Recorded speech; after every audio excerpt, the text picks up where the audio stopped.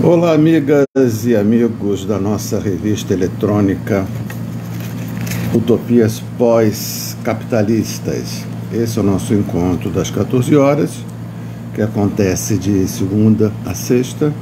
Eu sou Luiz Carlos de Oliveira e Silva, professor de filosofia e um dos colaboradores da nossa revista. Ontem eu falei desse fato, me pareceu inusitado, que foi o anúncio de que a família Bolsonaro abriu uma loja para a venda de produtos licenciados com a marca Bolsonaro, né? Eu indaguei se isso significaria dizer que os Bolsonaro estavam voltando às origens, né? Que origens são essas? A origem na qual eles faziam da política um meio de fazer dinheiro, né? Eles operavam no baixo clero, no varejo, enquanto os grandes caciques da política operam no atacado, né? Por exemplo, Petrolão, né? Quando os caciques dos partidos, em associação com as empreiteiras, assaltavam, espoliavam as estatais, a Petrobras no caso, né? E eles não, eles atuavam como políticos do baixo clero, atuavam no varejo, com empreendimentos individuais, né? Sendo que a assim chamada rachadinha era o seu principal instrumento, né, de fazer dinheiro. Não só, também a apropriação privada das verbas de representação. Então o bolsonarismo viveu disso, eles filhos dele durante anos e anos, e aconteceu, né, um fato, né, inesperado, que para dar conta desse fato inesperado, eu recorri a Maquiavel com seu duplo conceito de fortuna e virtude, e disse que o Bolsonaro mostrou ter virtudes naquela ocasião, virtudes, né, suficientes, importantes, adequadas à fortuna que caiu no colo dele, que era um campo aberto para a extrema-direita, já que o adversário natural do PT, que estava nas cordas, né, em função, né, de tudo, né, do Petrolão e do impeachment da Dilma, do cerco, né, da grande mídia e de parte importante da plutocracia, o PT nas cordas não encontrou frente a ele o seu adversário natural, que seria os tucanos, que também foram levados pelo mesmo roldão de descrédito da política, né? Então abriu-se um campo, essa foi a virtude, né, que caiu no colo do Bolsonaro, abriu-se um campo para a extrema-direita, e o Bolsonaro mostrou possuir as virtudes adequadas àquela ocasião, né?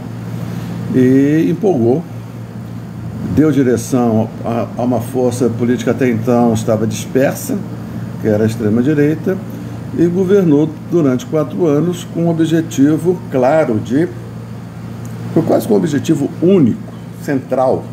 Os outros todos eram objetivos secundários em relação a esse central, que era de levar à frente o projeto político de refundação da República, de instauração de um novo Estado, no lugar desse Estado, vamos dizer assim, liberal, democrático, algumas tinturas de social-democracia, colocaram nesse lugar um Estado, no lugar desse Estado, um Estado totalitário de extrema-direita, de conteúdo claramente reacionário, né? Mantido, evidentemente, os interesses do capitalismo e da sua fração dominante, que é o rentismo, né? Então ele trabalhou o tempo todo para criar as condições favoráveis à implantação desse projeto, né?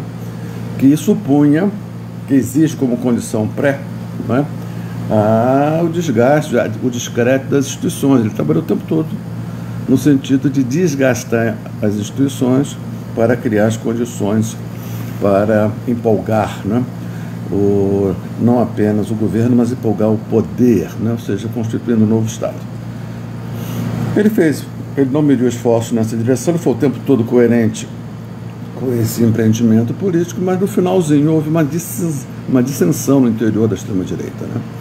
Parece que Bolsonaro tentou forçar a barra, né, tentando convencer militares e setores importantes da burguesia de que já era a hora de tomar de assalto o Estado, e a maioria das forças da extrema-direita viram que não, que seria uma aventura, uma porra louquice, não é?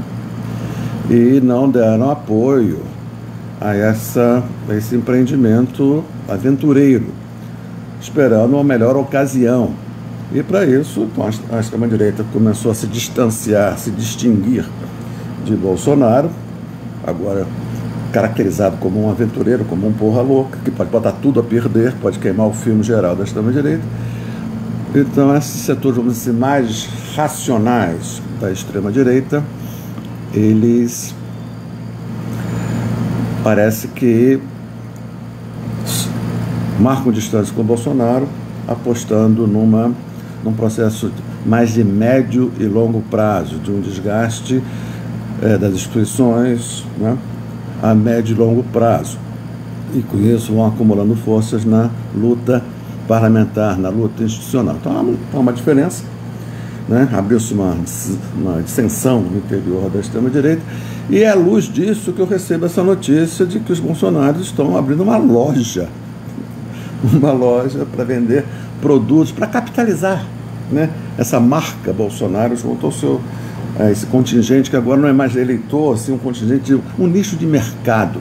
Aí fica a pergunta: os bolsonaros, eles vão voltar àquela vidinha, né, de operação no varejo, de fazer política no varejo, não no atacado, como eles faziam antes?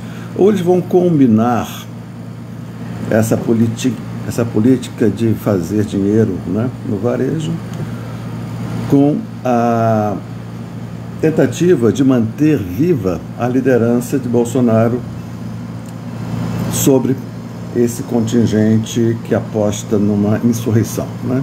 Isso não está claro, né? Disse isso ontem e repito hoje. E agora eu quero acrescentar mais alguma coisa, mantendo ainda aqueles conceitos do Maquiavel de fortuna e virtude. Fortuna é aquilo que acontece, a revelia dos agentes políticos, né? Vamos chamar isso as conjunturas, vamos traduzir assim. E a virtude são as habilidades que os agentes políticos têm para lidar com as conjunturas que lhes são impostas pelas circunstâncias, né? Não podemos dizer que Bolsonaro mostrou possuir as virtudes adequadas à conjuntura que se instaurou a partir de 2016. Mas fica uma pergunta, eu compartilho essa pergunta, essa indagação com os amigos e as amigas da revista Utopias Pós-Capitalistas. Será que a conjuntura mudou, evidentemente? Será que o Bolsonaro tem as virtudes adequadas a essa nova conjuntura? De início eu diria que não, porque essa conjuntura, se mantiver uma certa estabilidade, se esse governo conseguir, né, se o sistema reconstruído em torno de Lula conseguir impor uma certa estabilidade de jogo político, o Bolsonaro não tem as virtudes adequadas para essa conjuntura. Mas se o sistema recomposto em torno de Lula não tiver condições de estabilizar o sistema, se nós passarmos a viver situações de instabilidade crescente, aí sim o Bolsonaro tem as virtudes adequadas a esta conjuntura de instabilidade. Então, respondendo a minha pergunta, eu diria o seguinte: se o sistema recomposto em torno de Lula conseguir estabilizar a política, Bolsonaro não tem as virtudes adequadas, a direção da extrema-direita. Agora, se o sistema recomposto em torno de Lula não conseguir estabilizar a política, aí sim Bolsonaro tem as virtudes adequadas e ele volta à cena. Então vai depender tudo, né, da estabilização ou da não estabilização da política nesses anos que temos pela frente, né? E, enquanto isso, o Bolsonaro vai arranjando um qualquer, vendendo produtos licenciados com a marca da família. É o que temos. Então ficamos por aqui. Amanhã às 14 horas de novo no nosso encontro. Tudo de bom. Até amanhã.